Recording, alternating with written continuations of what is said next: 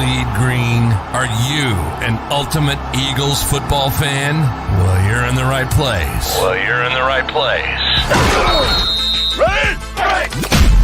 This is Birds 365, hosted by the new Mac and Mac, Jody McDonald and John McMullen. Here we go! Who collectively have covered and talked about more than 50 plus years of Eagles football. Kick off your day with Birds 365. You'll get debate. We love to argue. You'll get the real story from inside the locker room. And you'll hear from some of the great football minds from around the region. You're about to become an Eagles insider.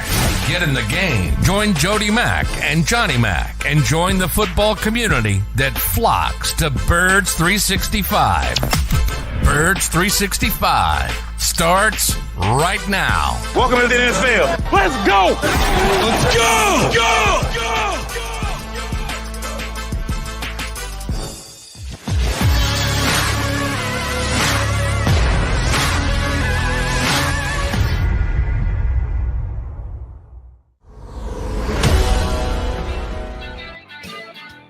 And a good practice squad Wednesday, everybody. Oh, John McMullen thinks he's done working. No. We got a lot more work to do today. The Eagles will be adding after subtracting yesterday. And we're here to cover it all for you for the next 2 hours on the JAKIB Media YouTube channel. Thank you much for punching up Birds 365. Now, I'm going to ask a favor right here at the top for those of you who are watching right now. For all of you who liked, and I use that word specifically, Howie Roseman's acquisition yesterday of Chauncey Gardner-Johnson. Hit that like button for the Mac and Mac guys here on Birds 365 right now. That means we'll do well today. If all of you who like what Howie Roseman did yesterday, like us, we'll be okay. Because I thought Howie made a very nice move, but I don't think he quite acquired Brian Dawkins. And I'm with you, Jody. I'm like, this was universally lauded, and I'm like, I like the deal too. They got younger, they got more athletic. I think long term for this season. I'm not talking. Obviously, this is the last year of his rookie deal. I think it's an upgrade. But boy, we got a week to go to the start of the regular season.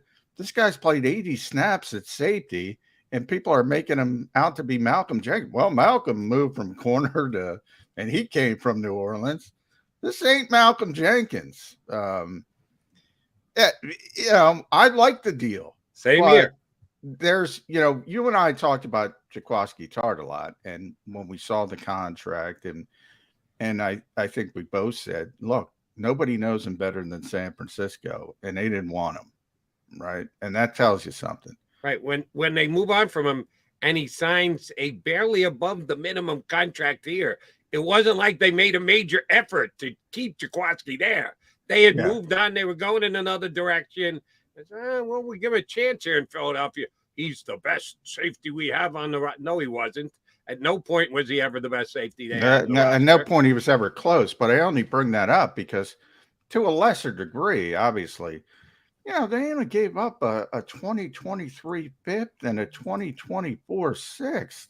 This ain't Ronnie Lott, I mean, and I wonder the Anthony Harris part of it, which I get because I said that dating back to Tartt as well. I said I could see Harris and Tartt making this team and both getting cut because if they're not starters, they're not going to be here. And that's sort of how it developed.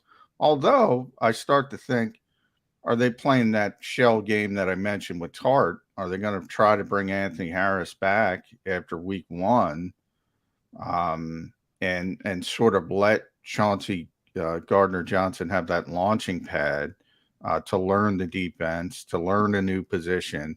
Because we got a guy who played 7 years of safety on a really good defense, and he couldn't pick up the defense in a month.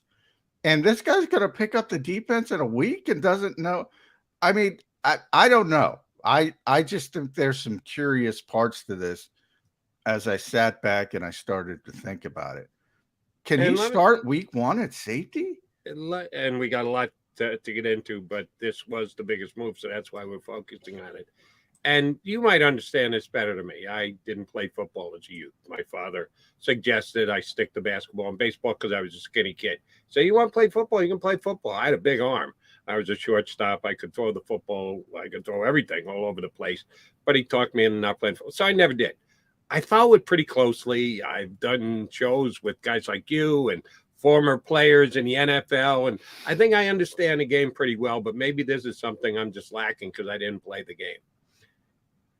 The corner, the slot corner position is very close and equates to the safety position in the National Football League. Now, you keep telling us how everybody in the league is playing the Vic Fangio defense, and the Eagles are just one of many teams who do that. Is that the case across the board? Because the way they were talking to yesterday, Johnny Mac, slot corner safety, same thing, that they're interchangeable. Yeah. No, I don't think of it that way. No. I think of them. There are similarities in the two positions for sure, but they're not the same position. And they believe they're just going to move Gardner from the position he was playing to this new position. It's going to be the same thing. The Saints cover corner compared to the Eagles free safety. Really, it's the same thing, Johnny Mac? This all stems from Jonathan Gannon, who said a couple weeks ago, sometimes our slots and safeties mirror each other.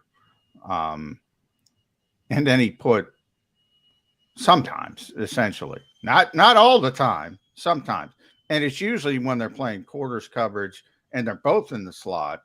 So it's more about the safety. You see him cross-training Josiah Scott and Andre Sacheret over the summer as well, trying to create that type of player in a coverage aspect. But there's times you have to line up and play safety and just a pure safety, that what you're thinking about, Jody. And that's what he hasn't done. And they start with this defense. The whole goal of this defense is to start in too high and then spin off into whatever coverage you're playing right as they snap the football, which takes a lot of football intelligence, which is one of the reasons they're really high on Marcus Epps, because he's a really smart guy. Natural safety, been playing safety for a long time, dating back to college. Now, Chauncey played safety in college as well, so he's got some, and he's done it a little bit at the pro level.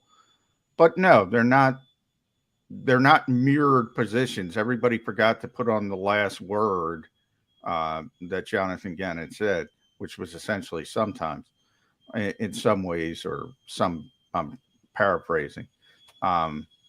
So in the coverage aspect, when they're in the slot, that's what he's talking about, So a safety has to be a slot more than the other way around, because he's also told me we're not moving Avonte Maddox from the slot, because people keep talking about that. Right. Barrett, our boy Barrett said it last night on NBC Sports Philly that maybe they'll move Avonte Maddox to safety because he played some safety and keep Chauncey Gardner where his best drives position me is. Nuts. I love Barrett. I love Barrett to death. It drives me nuts. I mean, Avonte deserves a lot of credit. I'm going to look this up as we're talking, for doing that as a young player, as a rookie player, playing in at safety when I had a bunch of injury issues, and he fought and he clawed and he did everything he could. What he didn't do was play well.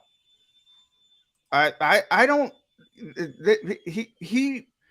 Jim Schwartz gave him tremendous credit because he had no other options. That was outside of the box. He had never done it before. And he really, really, unlike, for instance, Andre Dillard, when he had to move to right tackle, he didn't just put up his hands and say, he worked and he fought and he did everything humanly possible. But it wasn't pretty by any stretch of the imagination. He was playing out of position.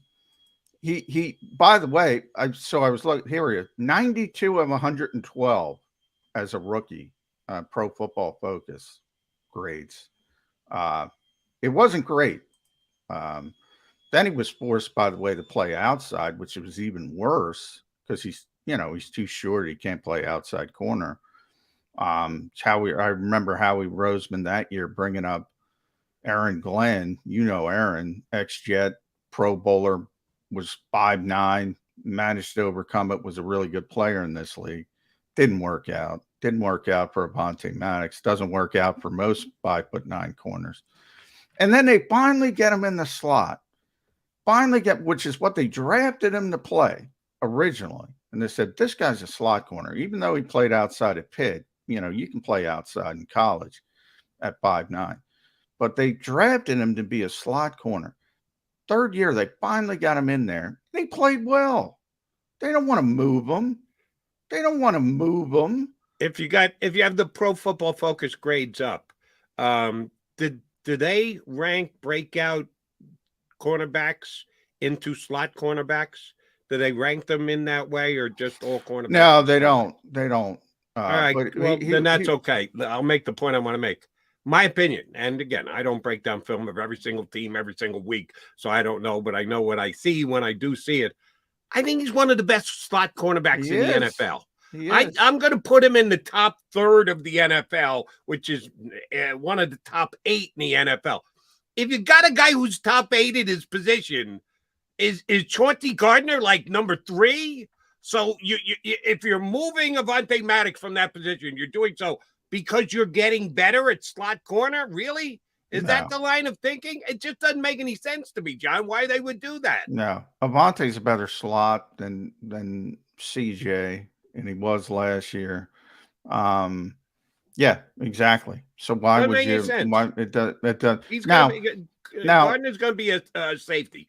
It's going to be a transition. It's going to take some time, and they're not just going to snap their fingers, and he's going to fit right into the Eagle defense. I think he'll get better as the year goes on, but again, listening to some of the Eagle fans and even some media across the board, it sounded to me like they had acquired Brian Dawkins. Yeah. Oh my God. Howie Roseman went out and got the best safety on the planet. No, he got a better safety than what they had, but Jody, not the best safety on the planet. We don't always agree. We agree. I sat there when they made this deal. My immediate reaction was, "Wow, that's a really good deal." Yep. And then I started thinking about it, and I'm starting to bring everything into it, and everybody's going overboard, like you said. Brian Dawkins, he's about as close to Malcolm Jenkins as Kayvon Wallace is to Brian Dawkins. All right. Just because Kayvon Wallace played at Clemson doesn't make him Brian Dawkins. Just because Malcolm Jenkins came from New Orleans doesn't make CJ Gardner-Johnson Malcolm Jenkins. I mean, I don't understand people who go down that route. They got better from a youth standpoint, from an athleticism standpoint, from a trait standpoint. I know they wanted more range at safety. They value coverage more than run support. That's why they're trying to go down this route. Maybe it works. I hope it works. But yeah, I think there's going to be there's going to be some hiccups.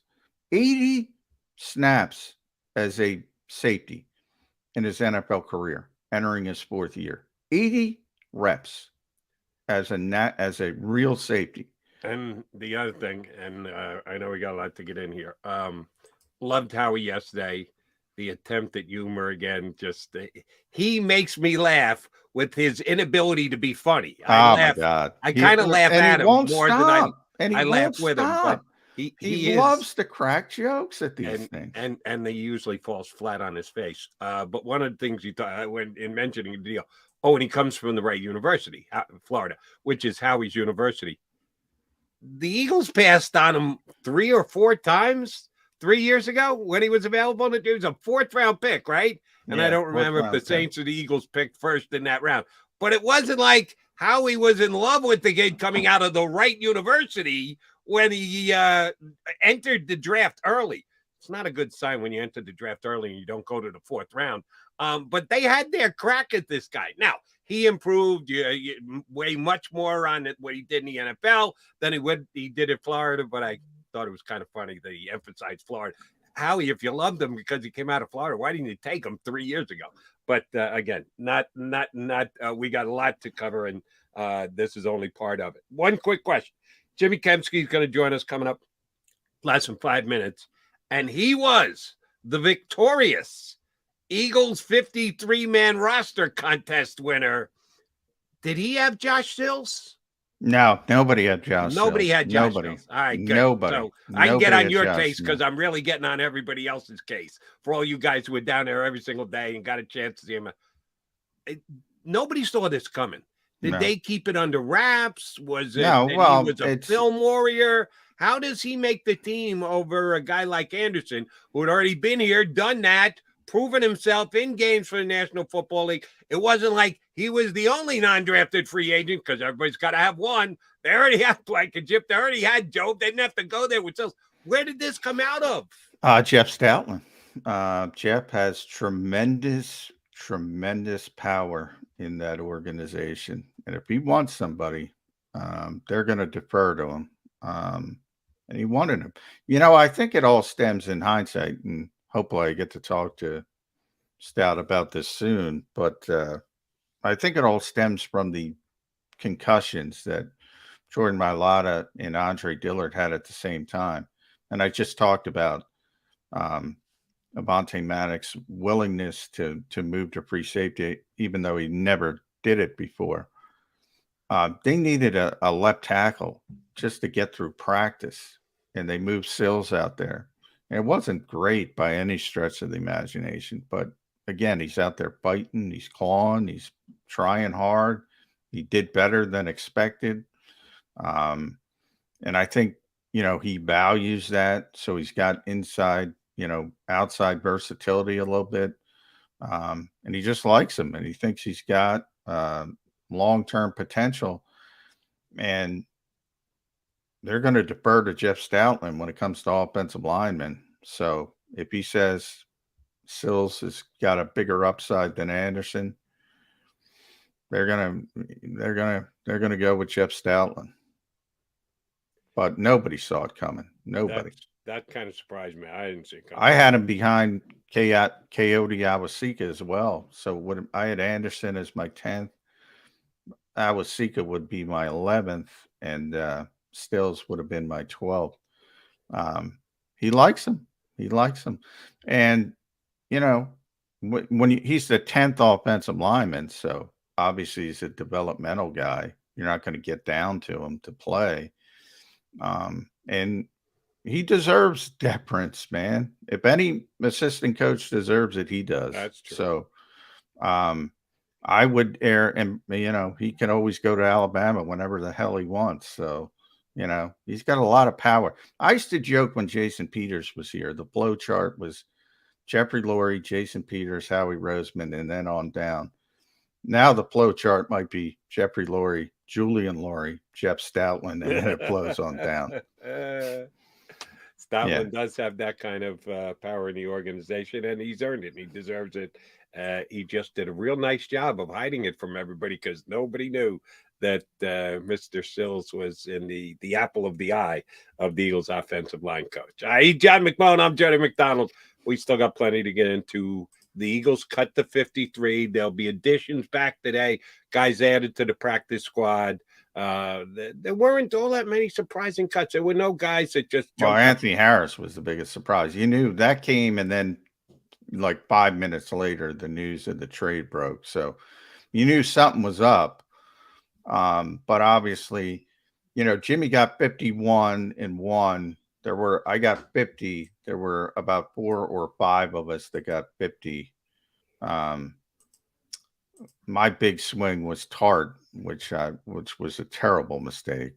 I thought the other safeties were so bad. I thought, well, maybe they're just lean on the veteran presence. And that was a terrible, terrible mistake. And I'm trying to which other one did Reed Blankenship I didn't get. I thought Reed would. I thought they would default to getting Reed on the practice squad. and but he played well. So I'm not stunned that Reed Blankenship made the team, but I didn't pick him.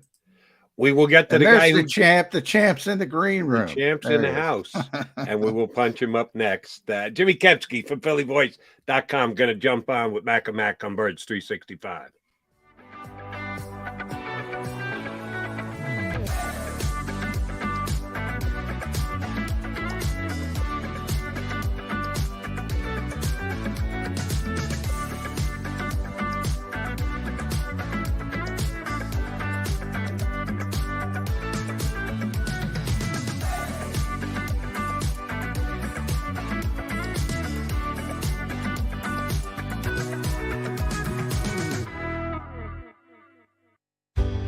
Go passionately.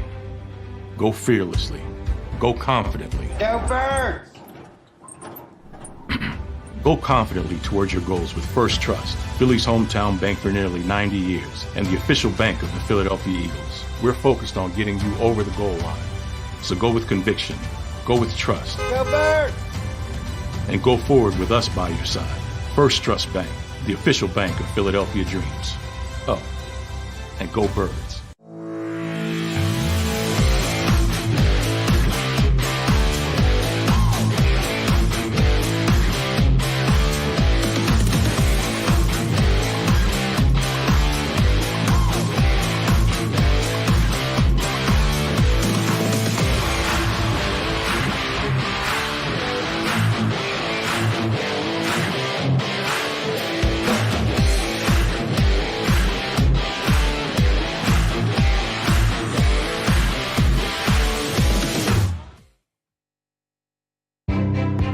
Gardner is an icon. A Philadelphia treasure. He's a mentor, a pace setter. Jim is my North Star.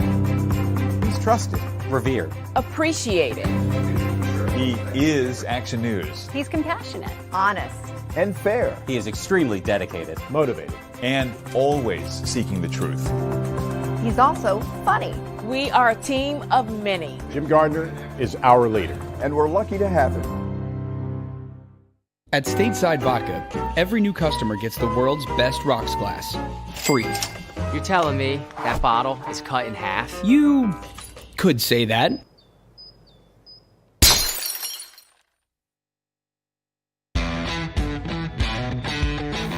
Go for the pulls and the pools. Go for the oohs and the ahs. Go for the bubbles and the bubbly. Go for the story and the stories. Go for the win. Go to Ocean Casino Resort. Book your trip at theoceanac.com.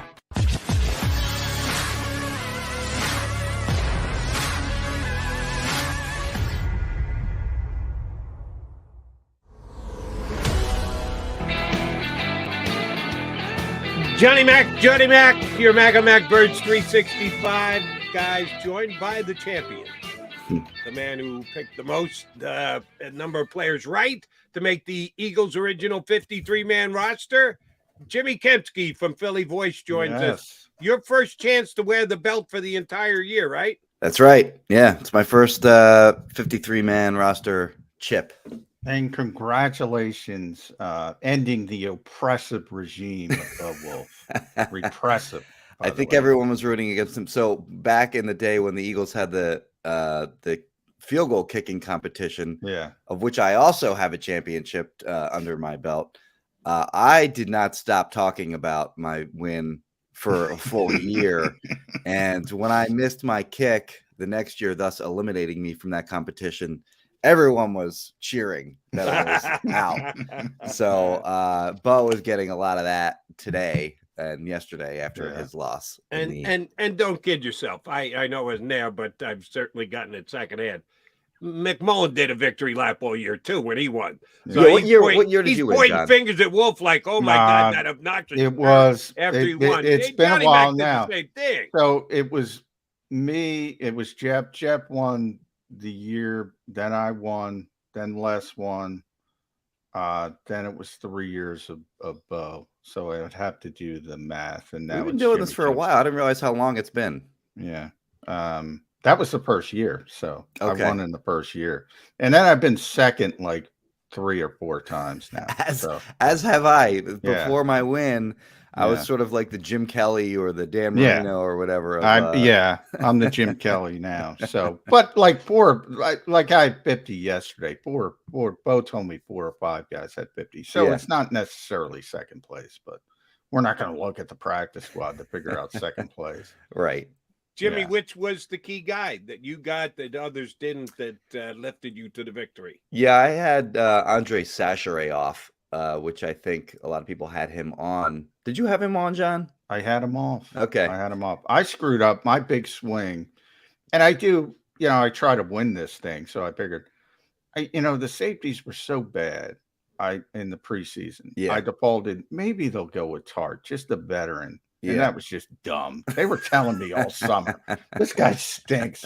And I didn't believe it. And probably because I do this show and we have listeners. Oh, Tart's the best safety the Eagles have. And I'm like, maybe they default to the veteran guy. It was just the dumbest decision. He was a Monday cut too. He didn't even make it to the final day. They told me all summer and I didn't listen. They smacked me in the face with it. But that was the hard position to figure out, safety. Yeah. So the way I didn't have Reed either. So I had Reed on. Screwed me up. Yeah. So he was my third safety. I had him on. Like I thought that he was just great throughout camp and the preseason games. I just had him making the roster. And then for me, it was a decision between Kayvon Wallace, Josiah Scott, Sacheret. Nobody saw Anthony Harris get cut. So Anthony Harris gets cut. They trade for Chauncey Gardner-Johnson. Nobody had that. Nobody had Josh Sills making the team. Whether you had Coyote Awashika or you had Jack Anderson as the 10th offensive lineman. Jack Anderson. Yeah, so. But nobody had Sills. But the safety position, I had Reed on, just flat on, like no debate in my mind on that. And then from there, it was do they bring Kayvon Wallace back, even though he hasn't had a great camp? And they did because, in my opinion anyways, he's a recent 4th-round pick. Yeah. He's going to get a third year. Yeah, to show what he didn't deserve to make this team. I didn't think so. I had him on there. I had him on. And then from there, it was between Josiah Scott and Andre Sacheret. And in my mind, it was, okay, well, Scott is 3 years younger and Sacheret is on his 6th team in 5 years. Who's lining up to claim that guy? And if somebody claims him, so what? You got to be prepared to lose a guy like that if you have to. So. Noah Tungiai. Oh, the Eagles lost Noah Tungiai. Right. Okay. They may lose Noah Tungiai again. I'm not worried about it. To be scooped up. All right. Let both John and I be on the record. I think we see this exactly the same. I'm interested to see what you see. John and I both really like the trade Howie Roseman made. Oh, sure. They got a better player. They didn't pay a whole heck of a lot for it. Minimal compensation at best. More athletic, all those things. John and I just commented to the ire of some of our streamers here that some people have stated this acquisition is like getting Brian Dawkins. That this is the missing piece of all missing pieces. That they got a Pro Bowl safety when he played all of 80 snaps at safety last year. We're just trying to put it in its proper perspective. That some people are overstating how huge a deal this was for the Eagles. It's a win. Good on you, Howie. Thank you very much. But they didn't lock up their Super Bowl appearance because of the acquisition of Chauncey Gardner-Johnson, right, Jimmy? He'll help. Yeah, I mean, he'll help them win games, and he'll be an upgrade over Anthony Harris, in my opinion. But it is a projection for him to go from basically being a slot corner in New Orleans to now being a safety, and the Eagles are probably going to ask him to do more from the safeties, from a more traditional safety spot than he did in New Orleans. He did that in college. He played the quote unquote star position in Florida in college, which is sort of like a slot corner on steroids. And then like he's playing slot corner, he's playing safety, he's playing some linebacker. So he's a really physical player. He's a really like annoying player to opposing offenses. He doesn't shut up the entire game, and he really has a knack for getting under the skin of opposing offensive players. So that'll be fun to watch. But he's a good cover guy. I think he's probably, one of the top 5 slot corners in the NFL. So they have a guy that can now match up against sort of bigger slot corners, slot receivers, whereas Maddox is, maybe more adept at handling, sort of the shiftier, speedier type of guys. So they can, I look at it like this. So offensively, the Eagles have Quez Watkins and Zach Pascal as their slot receivers. And now they can kind of base their game plan around who's the opposing defensive slot corner. If it's a smaller guy, you can have Pascal go out and bully that guy. If it's a bigger, slower guy, well, that leaves you susceptible to the bigger play against the guy like Quez. Well, now the Eagles have two different kinds of slot corners in Avonte Maddox and now in Chauncey Gardner-Johnson. Gardner-Johnson being the more physical guy, Avonte being the more speedier, fast, athletic guy. And it'll be hard for opposing offenses to sort of, take advantage of one guy or the other now. So he's going to play safety, but he's also going to play plenty of slot corner, I would imagine, as well. And it'll be interesting to see, how Jonathan Gannon sort of, moves these guys around, and if a third safety can play on the back end if they do have Chauncey Gardner-Johnson dropping down in the slot on occasion.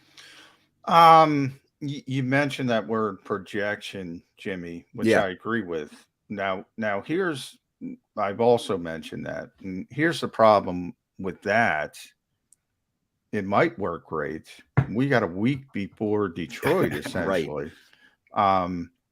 Can he possibly start? We just went through a whole training camp. I hate to keep talking about Tart, but that guy's played 7 years of football at safety on a good defense, and he couldn't pick up the terminology change. Yeah. And they're both Vic Fangio defenses.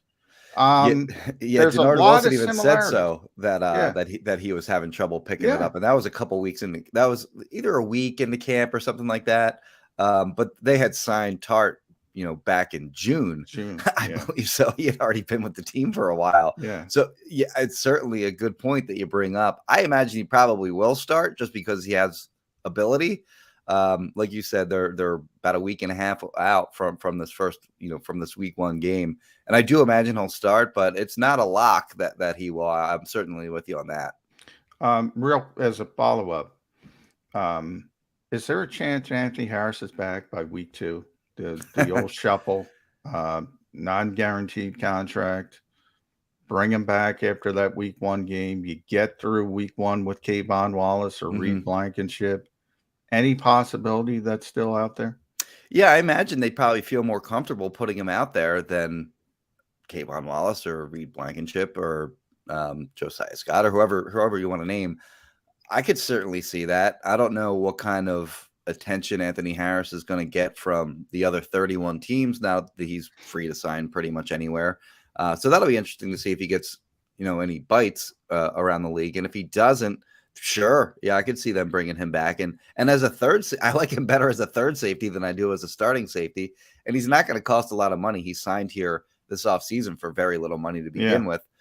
So yeah, if you want to bring him back, it shouldn't be that expensive. I could absolutely see that. Jimmy, need your take on a position we always end up talking about, and that's quarterback. And it's the third quarterback of the Philadelphia. Not the first. We know he is. Not the second. We know who he is. But as of right now, they don't have a third quarterback, although Howie made sure he told everybody, we'll have third quarterback tomorrow. Yeah. There will be a quarterback on the practice squad, which everybody knows. Reed Sinnett did nothing for me this spring. I mean, he did not open my eyes a little bit. I don't care how good it's better than Carson Strong. I'll give him that. That's true. Yeah. Okay. That gives me much comfort that he was better than Carson. And you want to know something? I don't know that he's better than Carson Strong. And Strong was so bad, he might not even grab on with a practice squad anywhere else either. But so what? If not good enough to play is not good enough to play. I don't care how far away you are from good enough to play. You are. If you're not good enough to play, you're not good enough to play. Is Senna coming back here, or is Howie going to go out and get somebody else? He looked a lot better in practices than he did in the games. I did think that he in the preseason game against the Browns, he showed what he has. Like, he's got some tools, and he showed what he has on that deep ball that he threw to Devin Allen, which I believe was it was the Jimmy. I think Jimmy, I've heard you have got a big arm. I think you could have thrown it to Devin out. He was so far behind the defense. Basically, anybody with anything to an arm could have gotten it. Well, it was still a good throw. I mean, he did show his arm strength on that play, and I thought he showed his arm strength throughout training camp as well. So again, like I said, I thought he was better in the practices than he was in the games. I'm with you wholeheartedly in that he left plenty to be desired in the 3 preseason games overall, and was not deserving to make the team. And in fact, I don't think any of the beat writers had him. None had him making the team. So yeah, I could see him coming back on the practice squad. By my count, there were 11 teams last year that had to play their third quarterback at some point last season. And I think the third quarterback is more important in the COVID era than it has been in prior years, because guys definitely go out because of COVID, and sometimes you need that third quarterback, and teams have needed them. I don't know that Reed Sinnett is coming in and beating anybody good, but if he had to come in and play against one of these terrible teams on the Eagles' schedule, maybe you just rely on your running attack for a week or whatever it is, and he can maybe get you through. But for now, he's not going to be on the 53-man roster. I could see. So last year, I think the Eagles made a move that nobody saw coming when they traded for Minshew, when they already had Hurts as the starter and Joe Flacco as the number 2. So could Howie surprise us again? Maybe. I don't know what's available, who's looking to trade their quarterback or anything like that. But I wouldn't rule out them adding somebody directly to the 53-man roster, though I do think it is more likely that they just bring somebody back to the practice squad, and I think that'll probably be Reed Sinnett. Well, let's talk about the waiver wire. You got till 12 o'clock today. There's that little hiccup. You can't put somebody on the injured reserve because of the timing. So if you claim somebody on waivers, you have to cut somebody on the initial 53. Odds are, your thoughts that the Eagles are going to claim somebody. 3 running backs looks really light. The offense as a whole, you have an offensive head coach. I think it was 23 offensive players as opposed to 27 on defense, and then the 3 specialists. Can you get through a 17-game season with only 3 running backs on the roster and Miles's injury situation? And then you factor in the practice squad. Obviously, you can toggle guys back and forth, but your thoughts on them claiming somebody on waivers? And I think they're 19th on the waiver wire. Yeah, 19th is right. So that'll be difficult for them to get sort of the prized, for lack of a better way of putting on how prized they are if they got cut by their original teams. But of the maybe appealing players to the Eagles, might be difficult for them to slide all the way down to 19 without them being claimed ahead of time. It did kind of seem. Tell me if you think I'm wrong on this, John, because you were there too. During Howie, after Howie Roseman's press conference, he got asked about. I think the cameras were still on at this point, so we can talk about it. But he got asked about how about the IR rule that you just noted. He wants to get it changed. He wants it changed. He said, John Ferrari, we got to get him on that, and let's propose a rule change to the NFL for that. Leads me to believe that they were looking at the waiver guys and they'd like to put in a claim on someone, but they can't IR someone to be able to do that. They'd have to. He seemed annoyed by that this year, so it did seem to me like they did have interest maybe in somebody on the waiver wire, but were annoyed that they couldn't put somebody on IR and instead had to cut somebody and able to put that waiver claim in. So, or if they were awarded a player anyway, they'd have to cut someone. So it does seem like they are going to maybe put in a claim on somebody. That's sort of the read that I had from that back and forth. So we'll see, but I'm with you that I think the most likely position that they address if they do put a claim in is running back, because they only have 3 of them and they don't have that power element that I think they like to have, among their backs. Yeah, all right, you're a champion. Real quick, Jody, before you jump in. So I want another prediction. If there is a waiver claim, who's number 53 on this roster? Who's going? I hadn't really had a chance to take a look at the guys that got cut. Once they traded for Chauncey Gardner-Johnson, my day was wrecked. Yeah, like of course. Yeah. I had to focus. I had to hammer that No, out. I'm not talking about. I don't want a prediction on the waiver. Oh, guy. okay. I want if they claim somebody on waivers, because that's impossible. Yeah, unless yeah. You're Oh, Jeff who do they Mosier. cut? Then he's going to brag about David Sims or whatever. But I'm saying if they pick up somebody, whoever it is, whomever, who's the first guy to go? Who's that 53rd guy on the roster? I think it's probably one of those safeties. It could also be Sills. So it could be Sills. Maybe they just have 9 offensive linemen. It could be one of the safeties. Like, I don't think Kayvon's going again. I don't think they're gonna. I don't think they're gonna cut Reed. Yeah. I'm gonna go Sills. I would say Sills is probably the guy that has to worry about losing his job. Lock off another offensive player. Johnny Mac just pointed out it's 27-23. So one more, but it may be an offensive player they're claiming.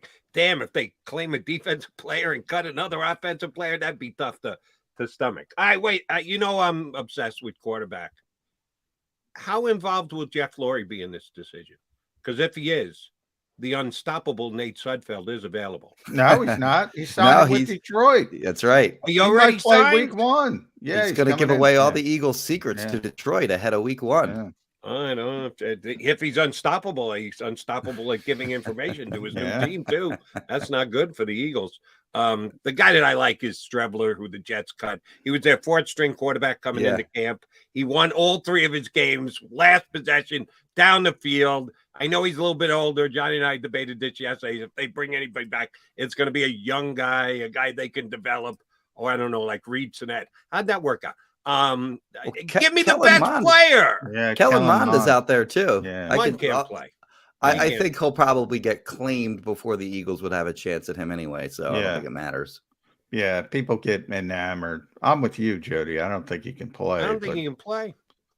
People get enamored with the draft pedigree and 3rd round pick, and he gets cut in the 2nd year. The coach didn't like him. New coach, so they talk. New regime. Yeah, so that factors in, I think. Yeah, definitely. But I think in the new regime, the head coach is a quarterback. So if you got to look at the kid all throughout camp and said, not good enough for us to keep. And by the way, they cut Mannion too. They cut both of their quarterbacks. So we're worried about the Eagles because they're down to 2. And they got Nick Mullins. It's ex-Eagles backups all over the league. Another guy Nick Sudfeld, Nick Mullins. Can't play a little bit. Yeah, you're harsh on those. Cut in favor of Nick Mullins. That's not good. I get harsh on quarterbacks. I got guys that I like a lot and guys that I don't like a little bit. Yeah, how bad is Kellen Mond that they said, hey, Nick Mullins is better. Let's bring Nick Mullins in. That's right. That's enough for me. Yes. Jalen Reagor, surprised or not surprised that the Eagles couldn't work something out? Not surprised. I don't know how much interest was in Jalen Reagor around the league. I thought we saw some reports hinting at something might get done before the deadline. They could still trade him after the deadline. You look back at 2016, for example, they held on to Eric Rowe through final cuts, and then they proved to the league, we're not cutting him, we'll keep him instead of cutting him. And they wound up trading him to Patriots, I believe. Yeah, Patriots. So it could still get done. I don't think they're trading Andre Dillard. I think their asking price is going to be way too high for him. And I think the tape that what he put on tape through the preseason games isn't going to be good enough for teams to go, oh yeah, we'll give you a 2nd round pick. He did not play well against the Dolphins at all.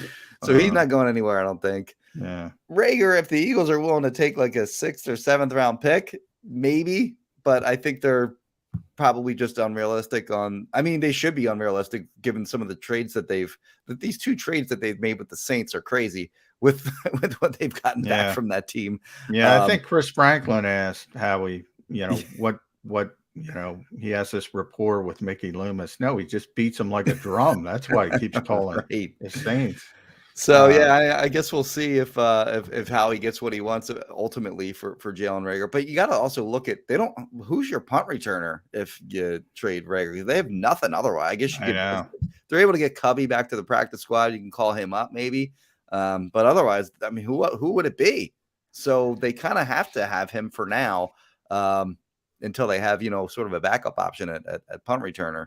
But yeah, I don't know that it was a surprise so much that he didn't get cut or that he didn't get traded ahead of the deadline. I don't think it was a surprise in the slightest that he made the team. Oh, they were never going to cut him. He was going to make. They were never going to cut him. Yeah. All right. One of the other positions Sean and I debated yesterday before the 53-man came down was tight end. I thought they were going with 3 running backs. They did. There's still a possibility of a change. I thought the 3 tight ends were blatantly obvious. JM thought they might look to upgrade that position still. Do you think they'll do it now that we're in the next phase, the next stage of it? Or do you think that they look at the guy, and all 3 are healthy right now? Calcaterra's healthy. At least he looked good against the Dolphins last week. Are those 3 guys going to be here for the first game, second game, third game? Or do you think tight end is still a position that they're looking at to potentially upgrade? Yeah, Calcaterra showed something as a receiver early in camp before he got hurt. And then when he came back, he again showed, ability as a receiver. He's got a long way to go as a blocker, as we saw in the preseason game against the Dolphins. I didn't really focus on his block. I didn't really get a chance to focus on his blocking throughout training camp. But he's a better receiver than he is a blocker, while Jack Stoll is a better blocker than he is a receiver. You put those 2 guys together, they might have something there. But for now, those players individually are flawed players that, have upside in certain areas. So they'll probably be tight end number 2s, and they'll deploy those guys depending on matchups and such against opposing defenses. But yeah, I'd say the tight end position is one that if the right guy, became available, that they could add to. Again, if you do that, where are you cutting someone? So is a 4th tight end going to be more valuable than a 4th or 5th safety or the 10th offensive lineman? That's probably for the Eagles to decide. But if the right talent comes around, I think they'll make an exception and they'll bring them in. But I would guess that they'll probably just kind of roll with Stoll and Calcaterra, because they do bring all the skill sets to the table between the 2 of them. Just like I said, individually, they're not complete players. Last one from me, Jimmy, at Jimmy Kempski. Read the champion at phillyboys.com. The reigning, you get to say, the reigning and soon to be defending champion. That's right. We got to get Paul Heyman if you're a wrestling fan. I got him to shout me out when I was the reigning and defending champion. But I will leave you with this, and the fact that the expectations of this team are sky high now that they got Ronnie Lott to play safety.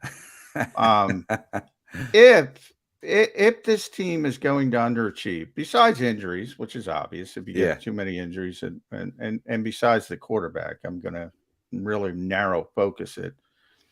If this team is going to underachieve, what would the reason be besides those 2 obvious pass? Yeah, well, Hurts is the obvious one, and then what will Gannett and John Gannett? Does that make him GJ instead of JG? Yeah. That's why you call him JG. Yeah. What will the Eagles defense under JG be?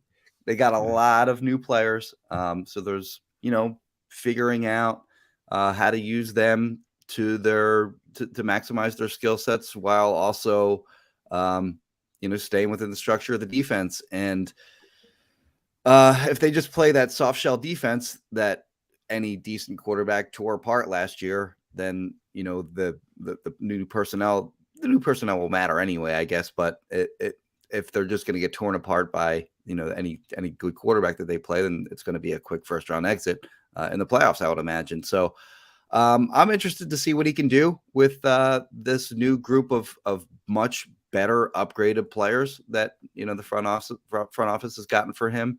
But yeah, what he's able to do with this defense would I think is the difference between them making a deep run into the playoffs or not. We'll see how he can sort of mesh all these guys with varying skill sets together and what he can do creatively to confuse opposing offenses. All right, JK, we may or may not get you back on again before the Eagles play their first game.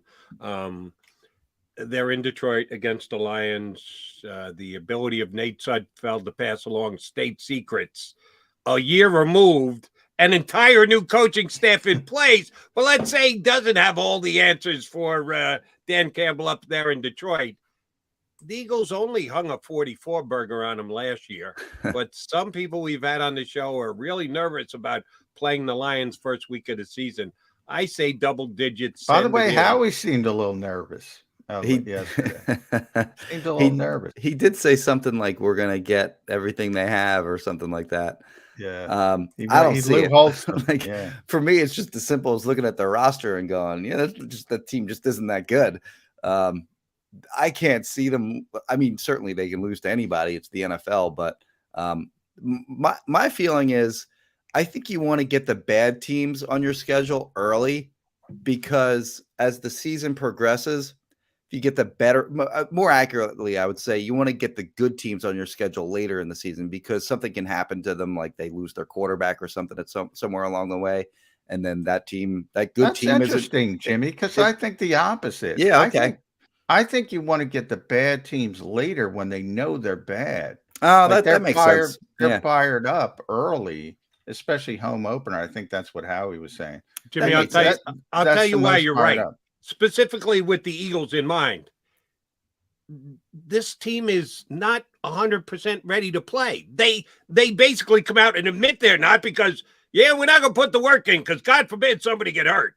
We're gonna go a little bit lesser than everybody else because we know better. We think outside the box. We're going to be 100% healthy. And for the most part, they are. So at least their theory of why they don't put in as much work as other teams around the National Football League works. Now, how does it play itself out on the field? I'm glad they don't have to test themselves week one against Detroit.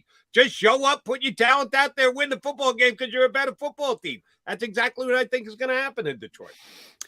Yeah, you look at last year, and they played a bad team week one in Atlanta, and they smoked that team. Yeah, they did. On the other, on the flip side, after like the first 5 or 6 games of the season, the Eagles were on pace to shatter a record for the most penalties in a season. Yeah. So, it can go both ways. But they cannot lose this Detroit game, because if they do, the whole focus is going to be on the, not playing guys in preseason games and having, a low number of practices, and practices that sometimes only went like an hour. There's going to be a big focus on that if they lose in Detroit, for sure. Yeah. We kept you less than an hour, not by much, but enough. As always, we appreciate when you do hop on. I was psyched when McMullen texted me yesterday, said Kempski won the contest and he's coming. And I said, we will give the hosannas to the champion. Congratulations on winning the contest. And we look forward to talking to you a bunch of times during the season. Thanks, bud. Appreciate it, guys. Nice, Jimmy. Bringing the championship belt back to Malta, New Jersey. You must be proud, too. Yeah, I should take I'm him out to disgusted with myself. Should take him out to the Malton pub tonight for a congratulatory cocktail. Did not know that till yesterday, but I owe Kempski. We owe him. Hopefully you guys enjoyed having him on. We've got a returning veteran to the show a little later. We haven't had Michael K on in a good couple of months, as a matter of fact.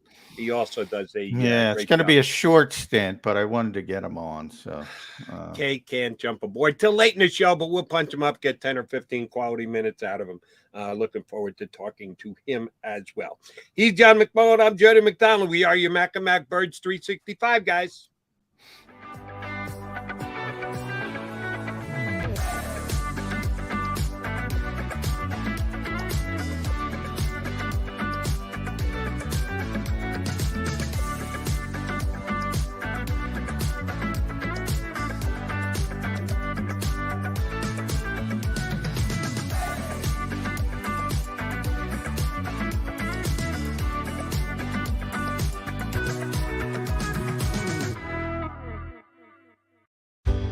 Go passionately.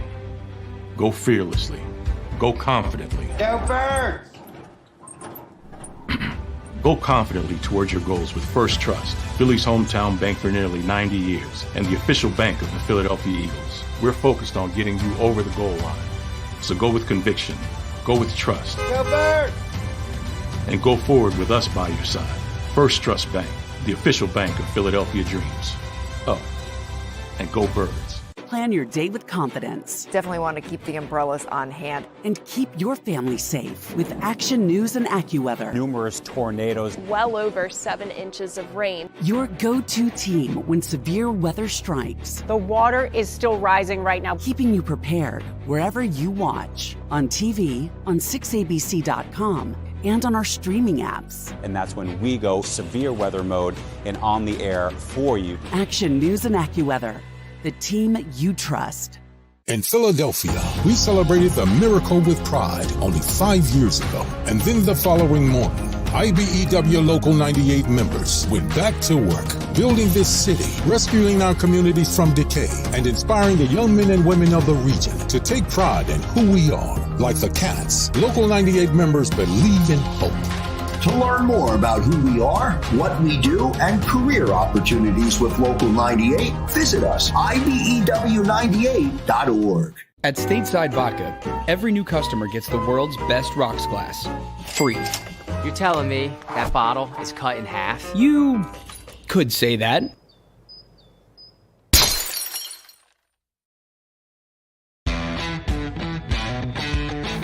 Go for the polls and the pools. Go for the oohs and the ahs. Go for the bubbles and the bubbly. Go for the story and the stories. Go for the win. Go to Ocean Casino Resort. Book your trip at theoceanac.com.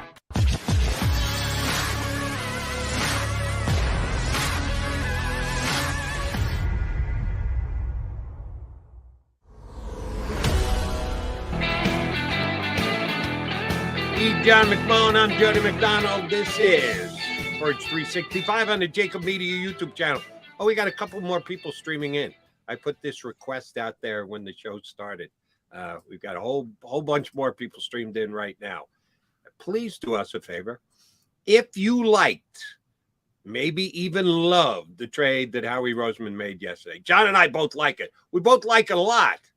We're trying to come up short of the love thing, which some Eagle media members and or fans, I thought, overreacted to the steal that Howie Roseman pulled off yesterday. But if you're one of those who just loved what Howie Roseman did, well, then hit the like button right now for Mac. Share some love with us while you're at it. Shoot, I got the Eagles going to the Super Bowl. I did say that here on Birds 365 yesterday, right? That I made a wager over the weekend for the Philadelphia Eagles to win the Super Bowl. Miami, right? Yeah. Eagles beat Miami in the Super Bowl. You got hyped up by that preseason game, man. You got that right. 500-1. Now, John, between you and I, and not the 399 people that are tuned in right now, I also bet Miami to beat the Eagles. I played it both ways. I didn't just play Eagles over Miami. It was 500-1 either way, so I covered myself. So if it's the Eagles and the Dolphins in the Super Bowl, yours truly wins. Somebody's going to win or lose that game, not the Mac man. I'm winning either way. So I have officially put my good hard-earned money on the Eagles to win the Super Bowl. I think you got a better chance with the NFC side of that equation than the AFC side. But most of that has to do with that's what it is. If you look at them individually, the Eagles were 30-1 to win the Super Bowl 2 weeks ago. They're down to 25 almost everywhere, and in some places down to 22. The Dolphins, despite balling out in preseason, are still 40-1 to that's win. Because of the AFC. I mean, I mean, how do you get through Buffalo and Kansas City and 3 playoff wins at a time for the Dolphins? That's you just keep picking them off. The 2 haters are going to have to come to the 4 and go. There's a lot of those in Miami. In Miami and across the country. Most of the Miami fans love to the Dolphins beat writers. They get a lot of you think we're bad. Woo. They are miserable to Tua. Miserable. And we'll see what Mr. Tungabaloa does this year. I think they've got an evil genius coach who knows how to build an I don't offense. know about that, man. I don't know about. All right, quick question for you: which McDaniels you taking? Miami McDaniels or Vegas McDaniels? Neither. You got to pick one of them. Neither wasn't an option. You got to take one. Then I will take Mike. Thank you very much. I don't like. And Josh McDaniels was how close to being the Eagle coach? Very close. Very close. Well, actually, is it really that close if the owner's not that on board? Howie recommended Josh McDaniels to be the coach, and Jeffrey Lurie didn't want him, and Jeffrey Lurie was correct because, no matter what those two guys say, and they said all the right things. Obviously, we can coexist, we can get along, we can work together. That would not have happened.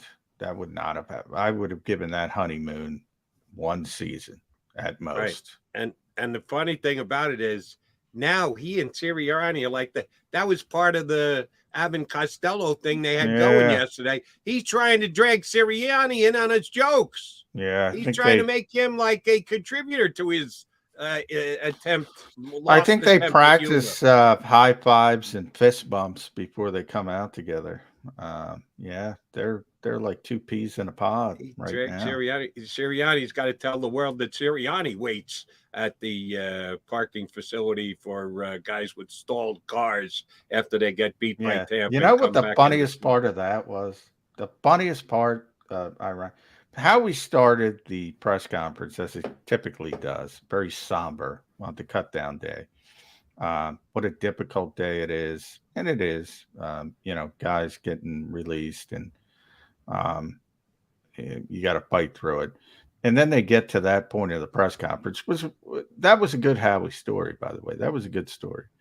But he said, so at the beginning, he's like, we're a family, we're close, we're all this. And then at the end, when he's telling the story of Nick Sirianni staying with Zach McPherson, he's like, why are you staying with Zach?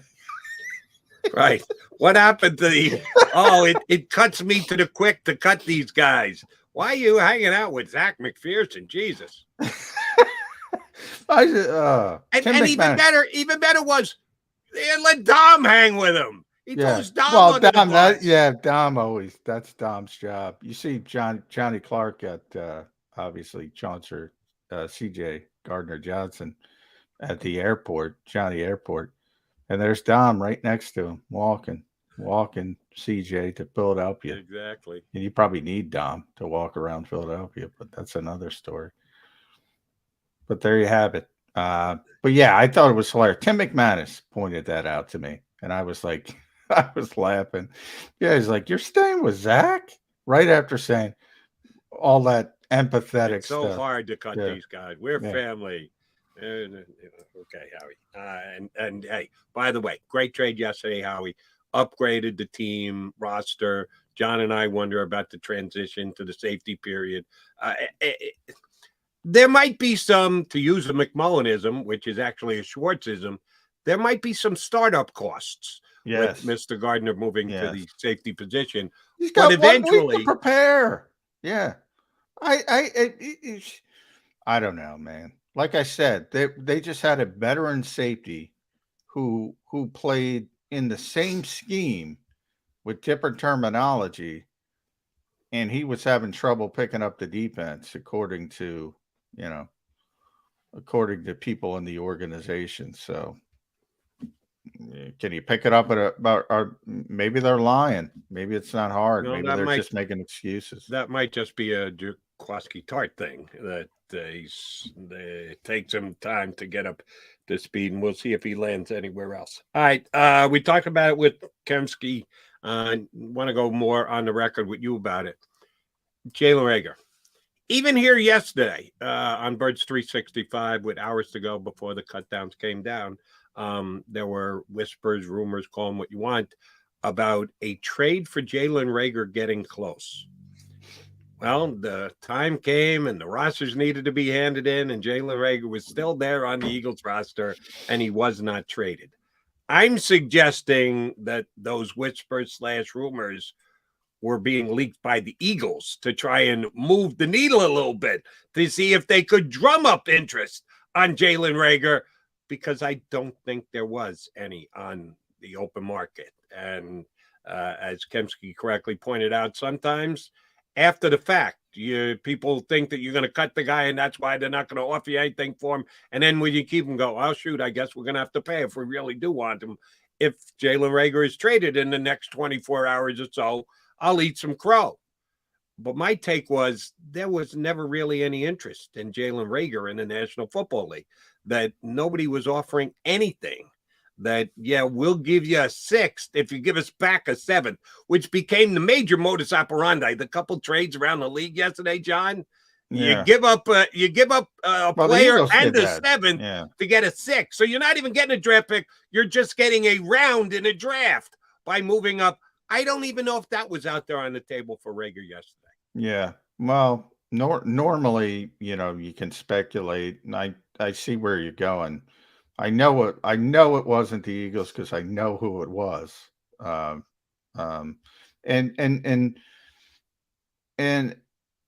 Jalen's agent has been given permission to shop him for a long time now. So he was making a lot of calls.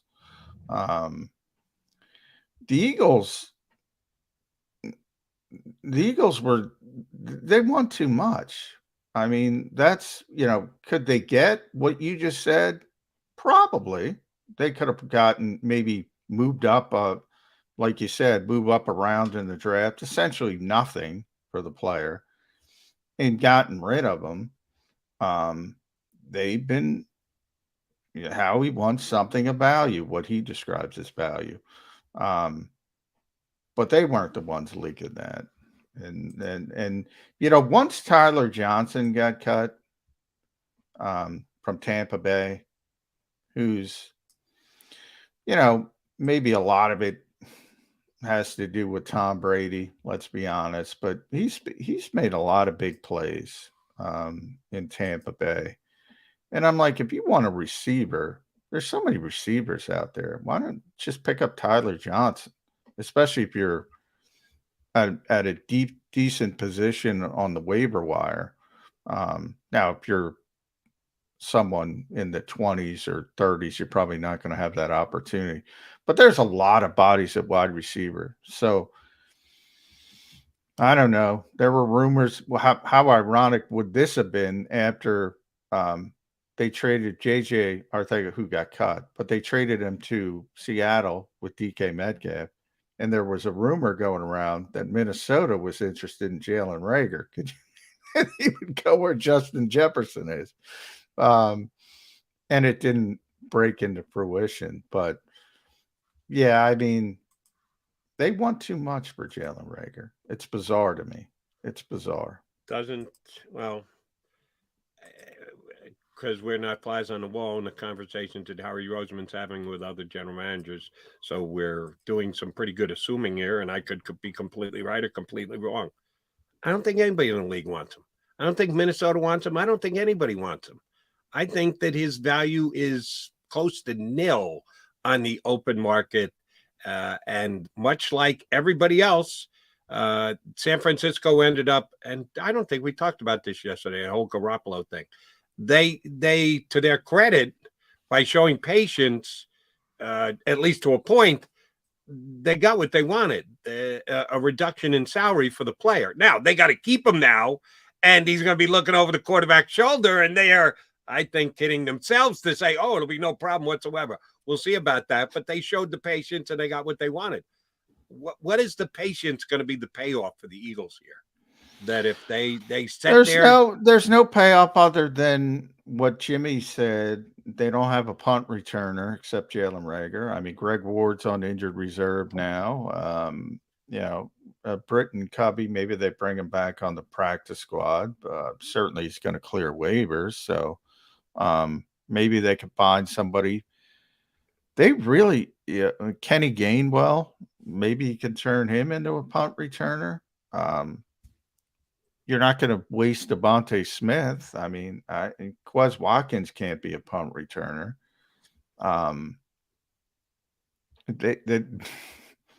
They need him to be the punt returner. And as far as receiver, he's not going to play unless a bunch of people get hurt. Right. And if a bunch of people get hurt, then maybe you can have this. People have talked about Nelson Aguilar, and he was terrible, and then he had one good year, or one acceptable year during the Super Bowl, and he played great in the actual Super Bowl. Right. The only way something like that happens, a redemption, even if it's short term, is if a bunch of people get hurt. That's the only way. And then he would get an opportunity. Otherwise, he's just the punt returner. And, oh, by the way, just remind me, anything about his punt returning, you said, yeah, well, at least you're getting that he was good at it and that he made plays. I think of more misjudgments, feeling the ball inside the 10, deciding to take a chance, and sometimes it ends up not hurting you. You're trying so hard to make a play that you end up losing ground by going backwards or whatever. He had like one good punt return in 2 years that I can say, oh, yeah, there it is. There's that breakaway ability that the Eagles drafted him for. They've never. That was one of the things they said yesterday. He's always had that ability. Okay, he's done a good job of hiding it from me, but what does he actually do other than he's the only one who's ever done it on the Eagle roster as of right now? He's had 2 good punt returns. 2? Okay, I'm sorry. I apologize. He had the touchdown in Green Bay, and then he had like a 40-yarder last year. But you're right. He makes bad decisions back there. It's the same thing with Jalen Reagor, and how we talked about it yesterday. He mentioned the word explosive. He's got explosiveness. Thank you. He does, and if he gets to the open field, but the problem is you got to get to the open field. He's not a good punt returner, but he's literally the only punt returner the Eagles have. You got to have somebody do it. He's their best kick returner, to be honest, as well. Not because he's a good kick returner, because the Eagles don't have a good kick returner. Now, that part of it's not as important in the modern game. You just down the football, take it at the 25, and, hopefully go about your business.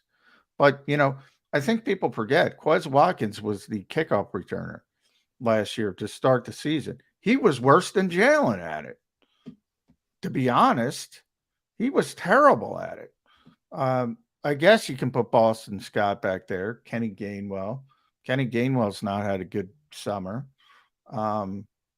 They have an issue on special teams. When I asked Jimmy that, and he's not the only one. I'm waiting for somebody to give me that answer. Like if the Eagles are going to underachieve, and I say, everybody goes to the quarterback, obviously. But if you take the quarterback off, if you take injuries off, I was hoping somebody would say special teams, because the field position, they would lose the field position battle on the regular, and they're playing on longer fields, and that makes it really, really difficult. And they haven't improved the return game. They haven't improved the coverage game. There's no great special teams Chris Maragos-like players. Gardner-Johnson hasn't shown that to this point.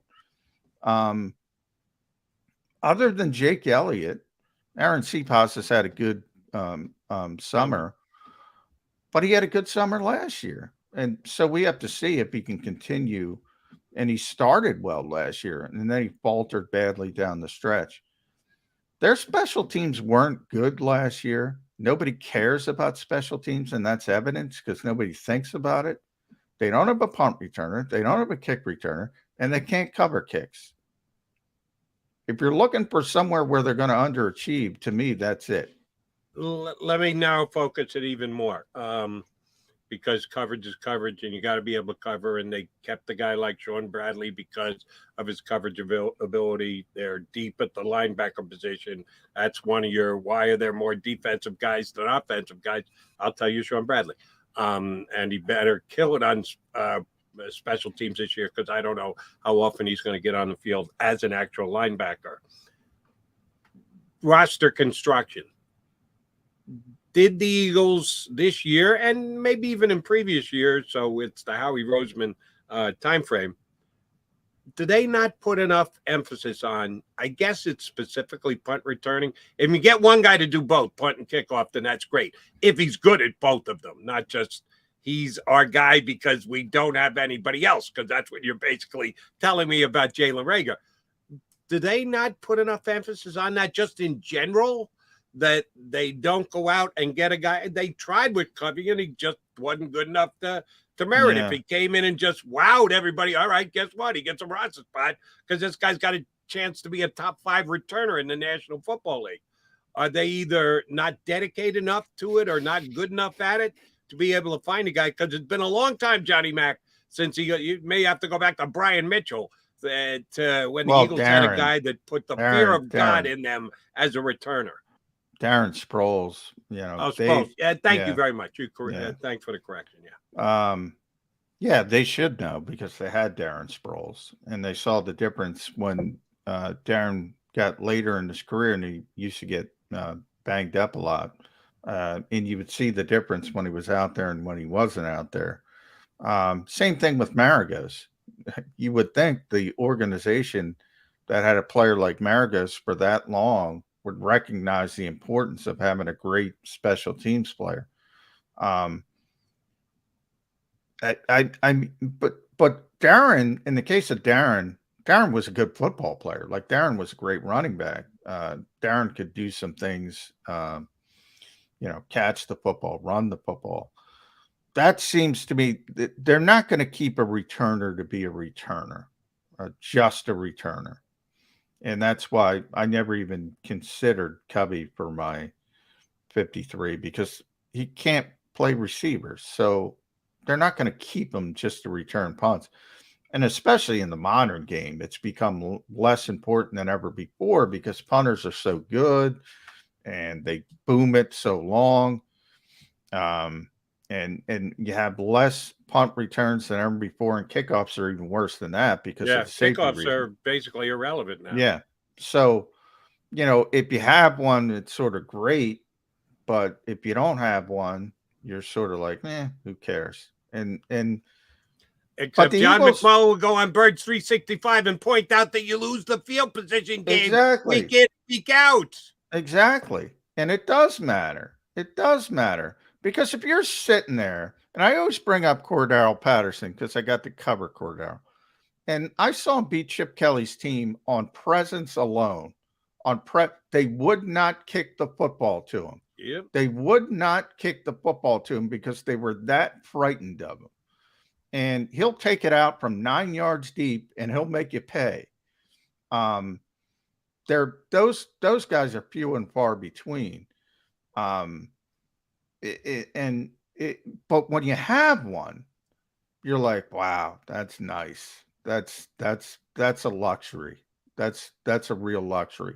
When you got to sit there and say you're 2 yards deep, kneel down because you're getting nothing. That's a problem. It's not, it might not be a big problem, and I know nobody cares about it, but it's a problem. And the Eagles lost that hidden yardage game last year consistently. And it makes it tougher to win games. All right. One last thing. We got to get a break in. Michael K is going to join us, but it's not going to be for another 20 minutes or so. Opening week in Detroit versus the Lions. By the way, Howie said fired up. Detroit's going to be fired up. That's what I don't care whether Detroit is fired up. That's not the question. They can get it fired up. I just wanted to throw it in there. They're not winning the game. No, I'm even talking before they get fired up by actually going out onto the field. The captains will come out to the field and the referee will toss the coin. If the Eagles call it correctly, what's Nick Sirianni doing? Oh, he's deferring. He didn't defer during the preseason. He took the ball. He's deferring. Yeah, no question. Against Detroit, I don't even have a problem with that. I have a problem with deferring when you're up against it. Like when you're playing Tampa Bay and you're playing a more high-powered offense. That's where I have a problem. I don't have a problem with. I'm not one who subscribes. Go ahead, take the ball, Jared Goff. I get what you're saying. Yeah. I don't have a problem with giving. That's the way I would go, because you want to sandwich. You want to do the Bill Belichick. That's what everybody's doing. You want to sandwich the first half score with the second half score. Get the ball, and if you do that, you're going to win the stinking football game. So I prefer to defer when you're the better team offensively. When you're not, you got to be self-aware. You got to shorten the game. You got to do it. What you hope to do is get the football going, a 15-play drive, take 8 minutes off the clock in the first quarter, score a touchdown, shorten the game. That's what you should do when you're playing Tampa Bay. When you're playing Detroit, give them the stinking football. Go ahead, take the ball, Jared Goff. I won't be as upset week 1 when the Eagles win the toss and decide to defer, because the main reason it annoys me is I think they do it out of rote, because the analytics say you should do it. You should do it. Yeah, but as John McMullen just correctly pointed out, unless Tom Brady's on the other side, then why do you let the analytics dictate your decision? How about we use a little football common sense in deciding whether we're going to take the football or not? The Eagles, I feel, that's just my personal opinion. All last year, they deferred. And it shouldn't be that kind of decision. It should be an individual game-by-game type thing. But if you defer week 1 against Detroit, we'll be okay with you, Coach Nick.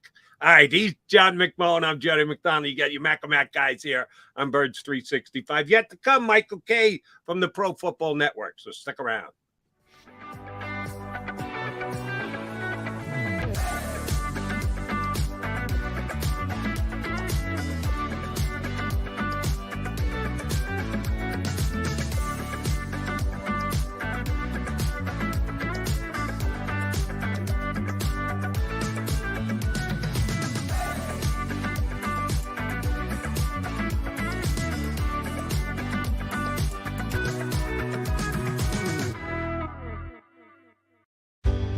Go passionately. Go fearlessly. Go confidently. Go Birds! Go confidently towards your goals with First Trust, Philly's hometown bank for nearly 90 years and the official bank of the Philadelphia Eagles. We're focused on getting you over the goal line. So go with conviction. Go with trust. Go Birds! And go forward with us by your side. First Trust Bank, the official bank of Philadelphia dreams. Oh, and go Birds.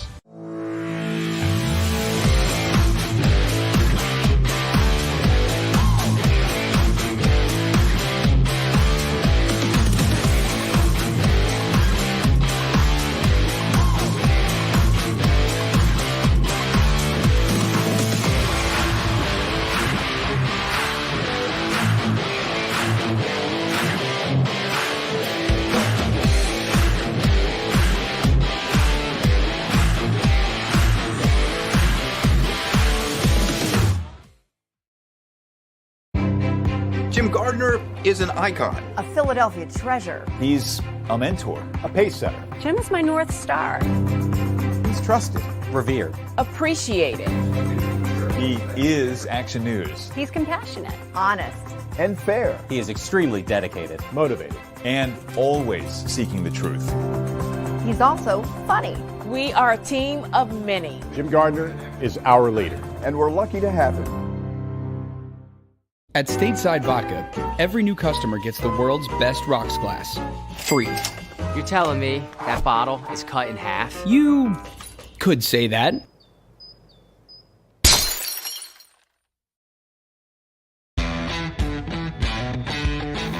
Go for the pulls and the pools. Go for the oohs and the ahs. Go for the bubbles and the bubbly. Go for the story and the stories. Go for the win. Go to Ocean Casino Resort. Book your trip at theoceanac.com.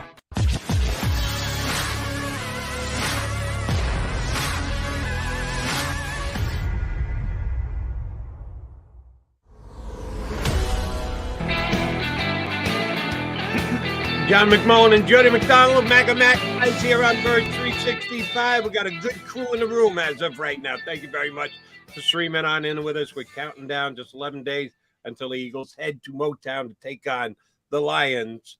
Do us a favor, hit the like button. It'll help with our algorithm, whatever that means.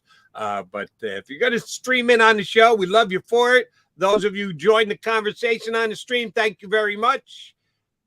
While you're at it, hit the like button. I guess that's the way they judge how McMullen and McDonald are doing, how many likes we're getting. Okay, yeah. So do us a solid. Hit that like button. Yeah, all right, Johnny Mac. I got to start saying, CJ is Ronnie Lott. We'll get more likes. Yeah, but you have certain standards that you stand by, and I do as well. But I did. Let me again repeat this for everybody. We like the trade. We like the trade, and yours truly, Sunday it was. After the Dolphins did what they did to the Eagles, it was more of a Dolphin play than an Eagle play. I actually do think the Eagles can get to the Super Bowl out of the NFC because the NFC is a significantly easier conference to get to this year. That's why the Eagles are 22 or 25 to 1 to get to the Super Bowl. The Dolphins are 40. I think we saw the two championship teams from their respective conferences in that final exhibition game. I bet the Eagles and the Dolphins to face off in the Super Bowl. So for all of you who call, it's the Jet fan, Jody Mack. Yes, I'm a Jet fan. And yes, I'm trying to talk the Eagles into picking up Chris Streveler, who was Mr. Captain Comeback in the preseason, and the Eagles have no third-string quarterback. I guarantee you right now, Chris Streveler is more of an NFL quarterback than Reed Sinnett, who I think will be an Eagle within hours and back on the practice squad. And I don't think it really helps. I'd rather have Reed Sinnett than Kellen Mond. I'll tell you that. Maybe. Because I don't think Mond can play a little bit either. But. I'm probably exaggerating, but I don't want either, is my point. Right, but they're going to pick up a quarter. It's got to be. Oh, and if they're not getting somebody from outside the organization, it's going to be Sinnett. Yeah, you're not expecting the upset of all upsets and Carson Strong to be back on the practice. No. Are you? No. Now, Reed will probably be back.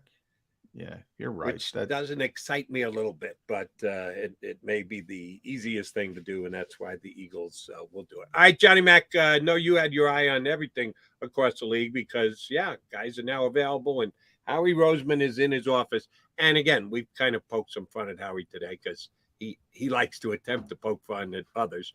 But I'll give him credit. How long did that press gathering go yesterday?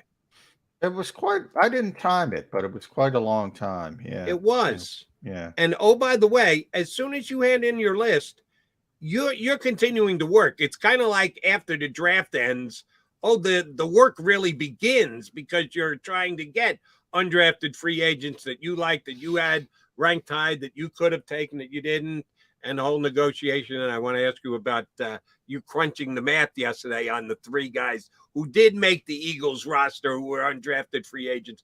Money well spent. But you need to do that too. And how he carved out time to talk to you and everybody else in the Eagle fan base when he should have been upstairs working the phones and going over scouting reports and trying to put the best practice roster together that he can. So good on Howie that he cared enough about Eagle fans. I mean, that's part of his job.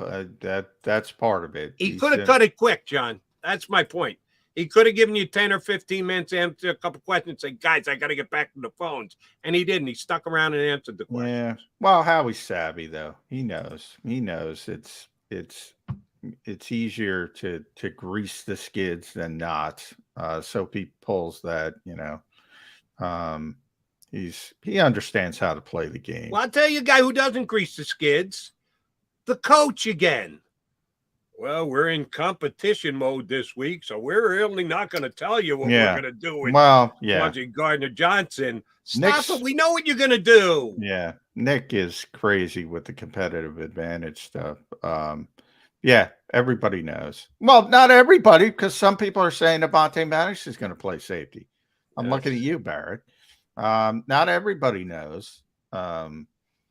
So I think the Lions know.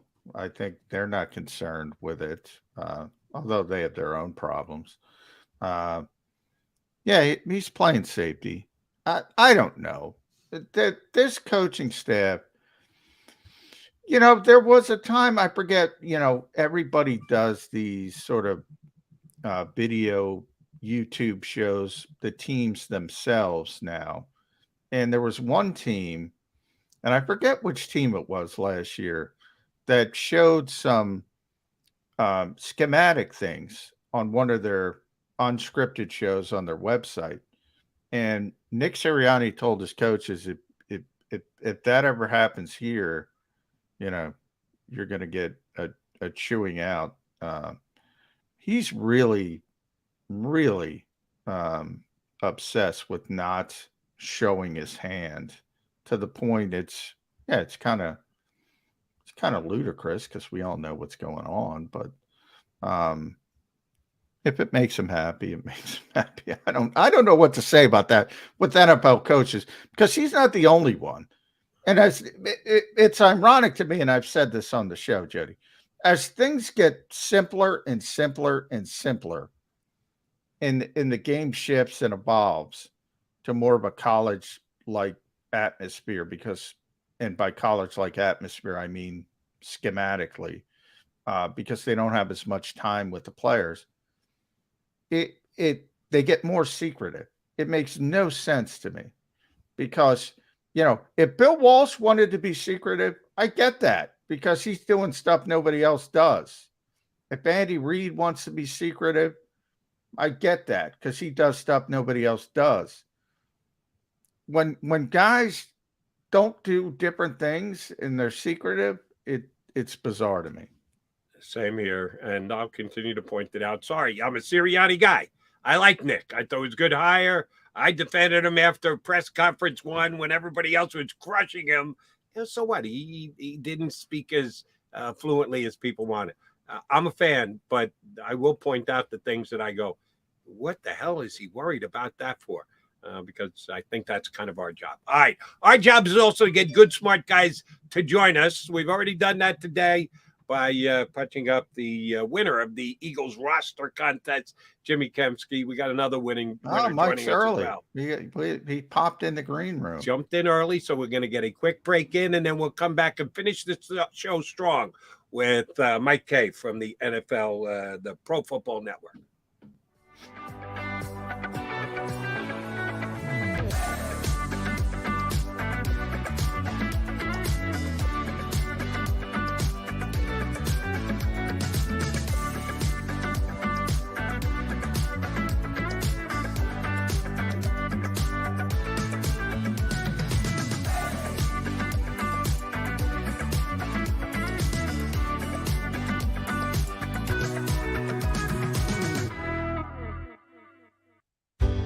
Go passionately. Go fearlessly. Go confidently. Go Birds! Go confidently towards your goals with First Trust, Philly's hometown bank for nearly 90 years, and the official bank of the Philadelphia Eagles. We're focused on getting you over the goal line. So go with conviction. Go with trust. Go Birds! And go forward with us by your side. First Trust Bank, the official bank of Philadelphia dreams. Oh, and go Birds.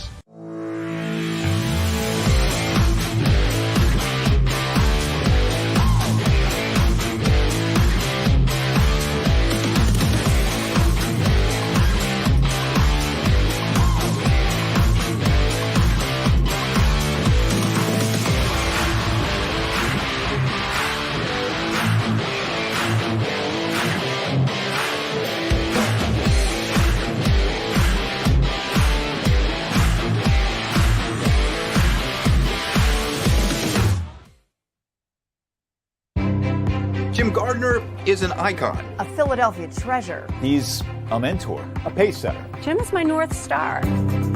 He's trusted, revered, Appreciated. He is Action News. He's compassionate, honest, and fair. He is extremely dedicated, motivated, and always seeking the truth.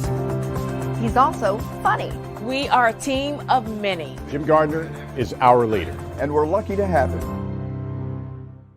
At Stateside Vodka, every new customer gets the world's best rocks glass, free. You're telling me that bottle is cut in half? You could say that.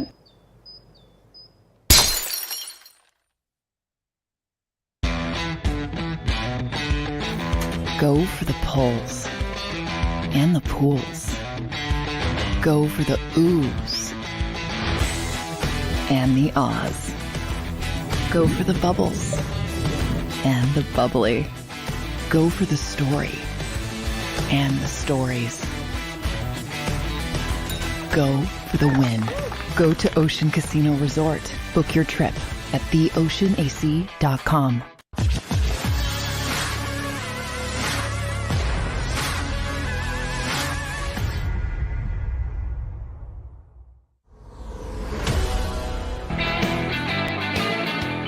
McMullen and McDonald, you're back on that Birds 365, guys. Good to have a buddy back on the show. It's been a while. Hopefully you had a great summer. He's back to work for the Pro Football Network. Mike K joins us here on Birds 365. And you cut yourself a little short there. You're looking big across the shoulders. You've been working out, Kay?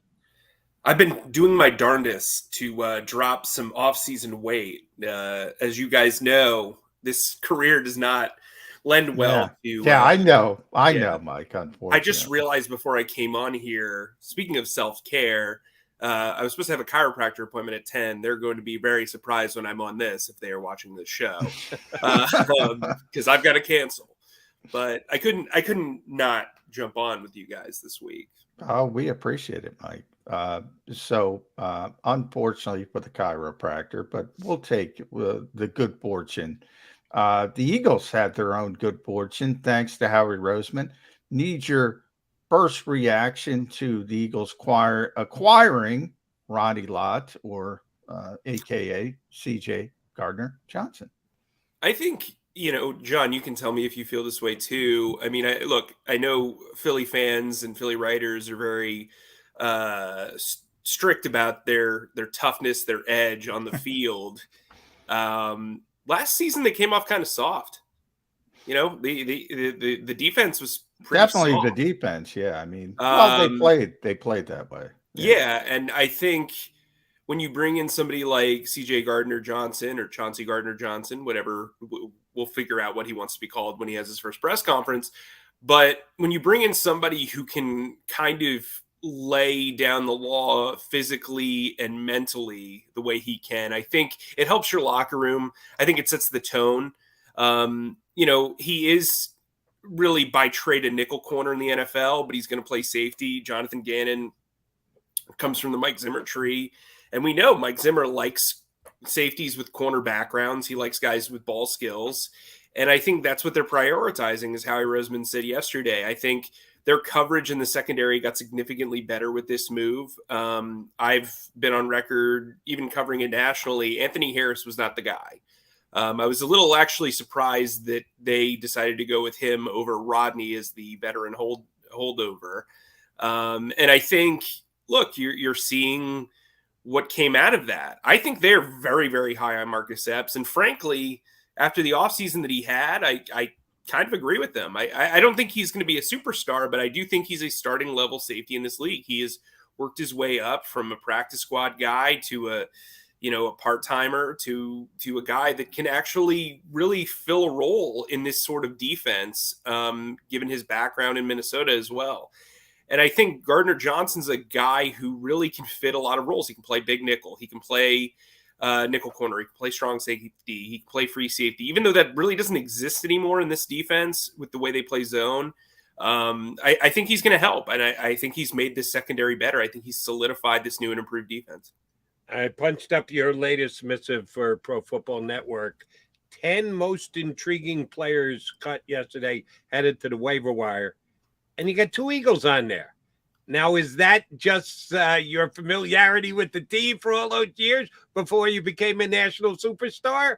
Or do you actually believe these guys are going to be in high demand for a team and that are actually going to get claimed by someone rather than deciding whether they want to come back to the Eagles practice squad or go to somebody else's? Those 2 players were Noah Tungiai and Andre Sachare. You think they're going to get claimed? Well, I think you have to go with previous history, right? They both were claimed the last time they were part of Final Cuts. You look at Togiai. I know that he had some interest before he re-signed to a future deal. I would the tight end depth around the league is atrocious right now. The Giants roster, their starting tight end couldn't be the third tight end on this Eagles team. So that's not good. I think the Eagles have depth problems at tight end. Right, they really do. That's how bad the Giants are. I mean, you look at the Carolina Panthers. The Carolina Panthers tight ends group is a who's who of who is who. And I think, look, Arizona doesn't have a lot of tight end stuff. I appreciate you, Jody, for that. Love that. That's a great line. Yeah, you can use it if you want. But I think those guys in particular are interesting because they are very good on special teams, and those are the type of guys that get claimed. Typically, there's like 15 to 16 guys that get claimed. And 4 of them are typically from the Jaguars because they can't do their own roster evaluations. But I think when you look at what they bring to the table, Tony Khan, Noah Togiai has experience with Doug Peterson. They were furious when the Colts claimed him in 2020, like furious, like it was not good. And they need some tight end help, you could argue. You look at Andre Chachere, the Jaguars again cut Rudy Ford. Yeah, I haven't paid attention with Rudy, but Rudy was a heck of a special teams player. Yeah, hell of a gunner, but they cut him because they wanted to save $2 million. Who can blame him? Chachere is making the league minimum. You replace him with him. Makes sense to me. I also thought, John can back me up here, but I thought he showed some growth in the secondary this year. I thought he played much better defensively than he did last year. Low bar, but I do think I don't think he's completely unserviceable in the secondary. So those guys were interesting. Also, when I wrote the article, it was before, the 5 teams every year that hold their waiver, their cuts hostage, drop their stuff. And remember, this is just team players on the waiver wire. This is not including the veteran players who are immediately free agents. So, I mean, we already saw Nate Sudfeld signing with the Detroit Lions. So I feel like I'm about to sneeze. But let it go, Mike. Let it go. It's all right. I think that, from that standpoint, if you look at this list, these 10 players, they're all players who can bring depth. They're not like guys who are going to move the needle. And that's not what waiver claims are for. No. But you look at somebody like John LeGlue, who got cut by the Steelers. He can play long snapper, he can play center, and he can play guard. That could appeal to a lot of teams. You look at somebody like Tyler Johnson, who has some legitimate experience for a playoff team and has deep threat ability. I wouldn't be shocked if the Jaguars try to claim him too. So I think there are some guys on that list that really could draw some interest there. Yeah, I think the waiver wire is always overrated. We'll see. It's usually between 40 and 50 guys because for that reason. Football's not like baseball where you can plug and play guys. So I want to kind of fold this into CJ again because it's a week and a couple days before the season opener. And you mentioned Andre Chachere, and he was cross-training. He was playing nickel corner. You see this mentality of the Eagles that have they were cross-training Josiah Scott, Andre Chachere. They brought in Ugo Amadi for that short period of time, who has nickel safety sort of versatility.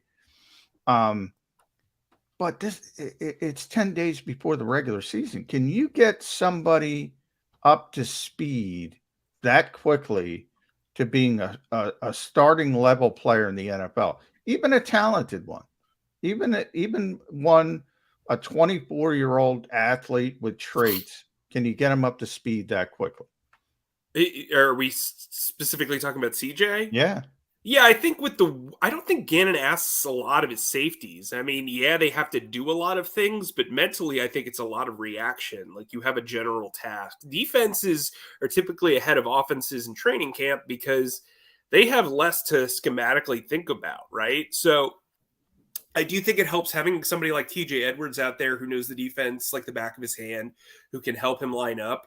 Marcus Epps has been around pretty much the entire, like, outside of Kaiser White and Hassan Reddick, the back seven has been around, right? And all of his teammates have been around for a while.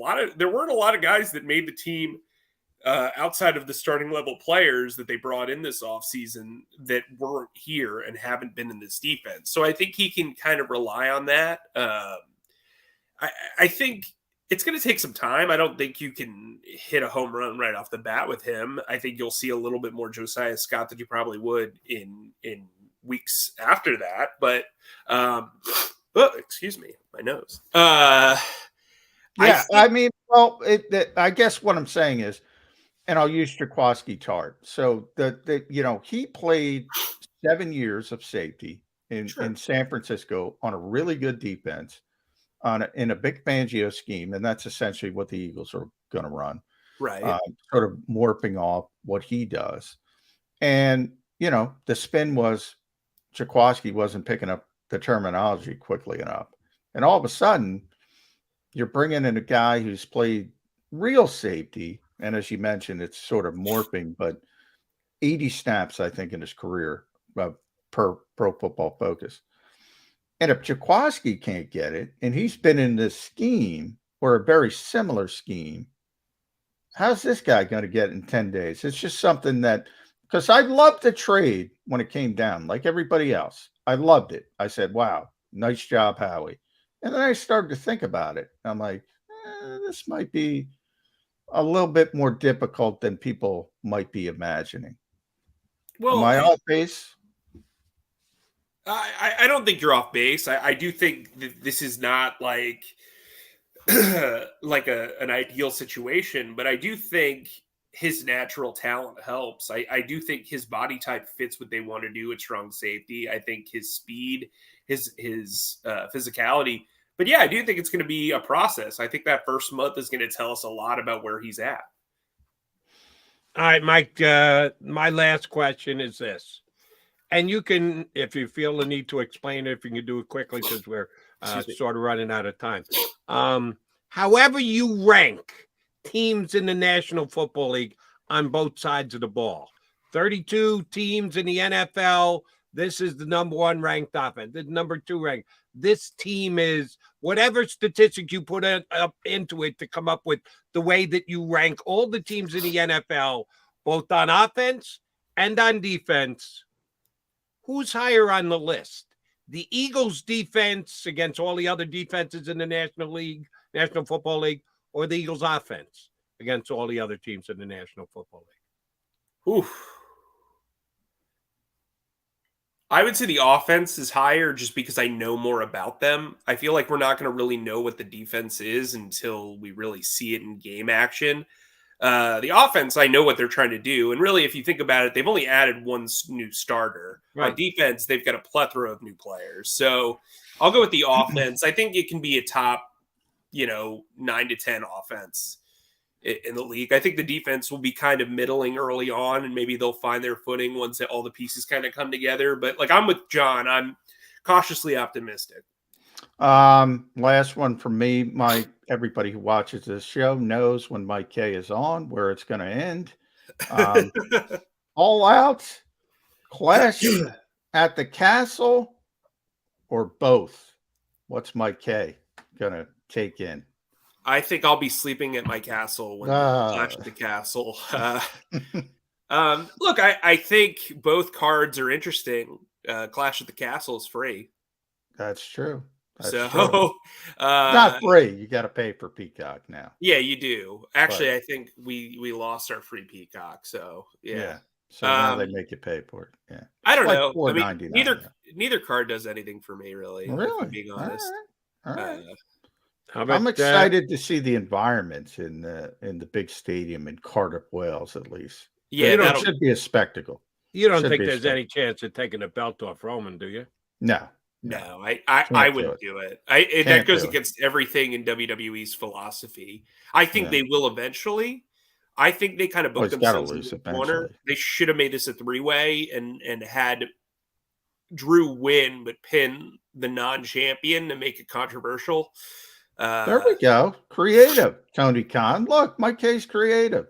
So hey, maybe Give him a call. Austin Theory cashes in the middle of the thing and then gets pinned by Drew. That's the only way I can. By the way, I'm loving this new Triple HW. I'm loving it. I think it's great. You could say the word wrestler. People are getting their names back. Riddle is Matt Riddle again. He's got a first name. I love it. I love it. They took away my first name. I didn't even do anything. Yeah. Hey. Yeah, and on the underside, Triple H incorporating WWE guys back to NXT. Last night's show was one after the other. WWE showing up to make their pay-per-view interesting. Yeah, there you go. I'm loving it, and I like Tony as well. So I root for AEW as well, but he's up against it. Tony Khan right now. Don't believe him, Michael K. He hates Tony Khan because of Orange Cassidy. I do hate Orange Cassidy. He just Tony's insane to put that guy on television. I like. Do you like Orange Cassidy? I love Orange Cassidy. No. There you go, Kay. You and I, buddy. I actually think Trent is an absolute star in the making. They refuse to take him off the tag team ranks. I mean, come on. It's a visual industry, and one company's showing up with Roman Reigns and Brock Lesnar and on and on and on, and you're throwing freaking Orange Cassidy out there and making Wardlow slip on banana peels. Come on, Tony Khan. I like laughing. It's entertainment. It's not. That's the thing. Like, I'm not expecting a 5-star match, whatever that even means anymore. Yeah, that's Dave Meltzer. He knows. Yeah, no, I know, but like I don't even really know what that means anymore. No, it doesn't mean anything. It's stupid. Now you have 7 stars. What does that mean? That 7 means, stars. Yeah, I don't know. But I do think it's kind of weird that AEW doesn't have a main event in place. It's CM Punk versus John Moxley. We just saw that. Why do we need to see that again? And do we even know if it's a good question? Going to be able to wrestle? He is able to wrestle. Also, suspension of disbelief. The guy hurt his ankle, could barely perform in that match. So we're supposed to believe just 2 weeks later, this dude's going to be in tip-top shape. Yeah. Like, come on, man. Well, he's an underdog now. He's a big underdog. That's the whole booking philosophy behind it. Right, but I used to go to like James Bond movies with my dad, and my dad would openly in the theater be like, "Yeah, right." Like, that's how I feel about the booking here. Oh, that's interesting. Who's your favorite James Bond? Everybody says Craig. Sean Connery. Daniel Craig, it's not even close. Daniel Craig was better. Sean Connery's phenomenal, but Daniel Craig he did something with that character. It was unbelievable. I agree with you. I think the Casino Royale is like one of the most special movies of the 2000s. Like, it's really... Although Quantum of Solace might be one of the most boring action movies that wasn't great. Life. So that wasn't great. Should I keep it to myself that I actually thought Roger Moore was pretty good? Roger Moore's great. No, he's fine. He's fine. The opening of Casino Royale, the opening scene is one of my favorite movie scenes of all time. Oh, I love it. Yeah. The only thing it was missing was Orange Cassidy. Had it had Orange Cassidy in the opening scene, then it might have been the greatest. I'm telling you, Tony, if you're watching, I literally look for the remote when he comes on the television. I will physically, if I don't know where the remote is, I will search to turn off your television show. John, I'm still waiting my stateside vodka care package. What's the deal with that? Oh, that's right. I got to get that. When he's going to get you to state, you know what he does when he's got to get you to stateside package? He puts his hands in his pockets. No, in honor of Orange Cassidy. That's well done, Jody. People are not going to get that. If you're in stinking Voorhees, text me and I'll give it to. Tell me where you are and I'll freaking drive it to you. Okay. Well, we're probably going to grab lunch soon, I'm sure. So. Mr. K, always a pleasure. If you can get to the doctor before the day is out, we don't want to see you laid up. You got 11 days to get ready for the season, so don't be going on the IL. We need you involved. We appreciate you jumping in with us today. Thanks for having me. That is Mike K, formerly of NJ.com, now Pro Football Network. He is their big dog covering the entire league. And we're going to be more Eagles specific when we punch him up, but we'll get Mike on during the year too. We're going to talk all things National Football League when we he's fighting through allergies too. Well done. Allergies. He's got a bad back. He's coming apart at the seams, but he came through for his buddy John McMullen, hopping on before the season got underway. And I didn't even get a chance to ask him So I'll just ask you, last question for you, McMullen. Same thing I asked him. Eagles rank where as compared to the other 31 teams in the National Football League offensively? Eagles rank where as compared to the other 31 defensively? What's the rankings of the two sides of the ball? I expect the defense to be higher than the offense. Well, they were 10th last year. I'm saying, what are we doing? Conventional rankings? Like, however you do it, because there isn't. I know the standby is yards per game, but I don't necessarily agree with that. I think it's interesting because the advanced stuff, I think the offense is going to be better. But the traditional ranking that you still see that everybody uses, that the NFL uses, I think the defense is going to be better. So yards allowed, I think the defense is going to be better. But I think there's a lot of hidden things with this offense that makes it better because of Jalen's unique skill set, as I always say, that makes it better than it looks on paper, explosive plays, things like that. So it's kind of a weird question, but I would say defense from the traditional measuring sticks that the NFL itself uses. They cracked top 10, either one? Defense cracked top 10 last year. They better crack top 10 this year. They were the 10th ranked defense in the NFL last year. See, that's why I don't subscribe to just yards per play. So they better damn well crack top 10. All right. I'm with you, though. I think the defense at this stage right now, and we got to see how Gardner-Johnson fits in as a safety. Eventually, they're going to be better.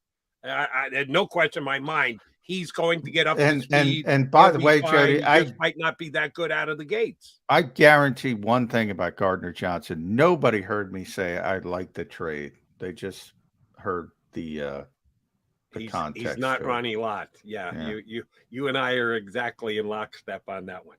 JM, good stuff. We got to make way. Rick Saratella coming up next with the football playbook.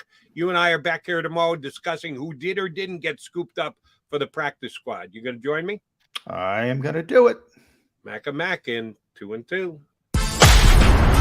You've been listening to Birds 365, the destination for the passionate Eagles football fan who bleeds green. If it's Eagles football, we're talking about it. Debate inside the locker room and guests that are some of the greatest football minds from around the region. We hope you enjoyed the show. We know we had a blast. Make sure to like, comment, and subscribe, and we'll be back soon.